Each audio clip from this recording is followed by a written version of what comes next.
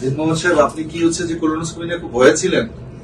ভয়ে ছিলাম, এখন ভয় নাই, আলহামদুলিল্লাহ ভালো আছি। কোলোনোস্কোপি করার সময় কোনো ব্যথা পাইছেন?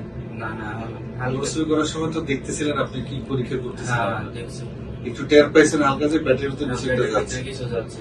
এটাই হচ্ছে আমরা পানি দিয়ে যে কোলোনোস্কোপি করি, এটাতে কোনো ধরনের ব্যথা পাওয়া যায় না।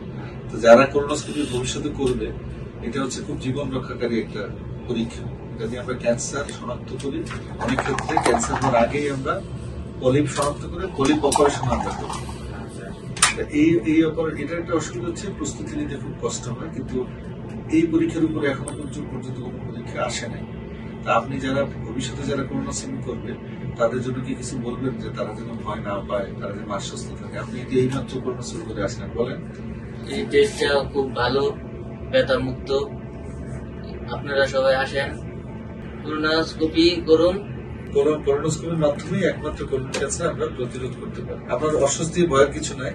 মানে প্রত্যেকটা মানুষই যখন আসে, তারা কোলোনোস্কোপি নিয়ে এতটাই ভয় পায়, এতটাই শঙ্কিত থাকে, আমরা বুঝাতে পারি এটা একটা বিশেষ পদ্ধতির পানি দিয়ে কোলোনোস্কোপি।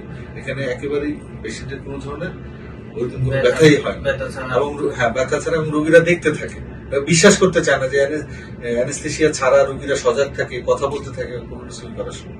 আপনি কোলোনোস্কোপি করার সময় কথা বলছেন না, দেখছেন না? কথা বলছি, দেখছি। এই পদ্ধতি এটা বিশ্বাসই করতে চায় না লোকজন। আমাদের পরীক্ষা করার পরে আপনার মতো এসে বলে, স্যার আমি যেভাবে ভাবছিলাম জিনিসটা আসলে এরকম না। না, প্রথমবার আমি মনে করছি যে ব্যথা লাগবে, ব্যথা লাগে নাই, আলহামদুলিল্লাহ ভালো। ঠিক আছে, থ্যাংক ইউ।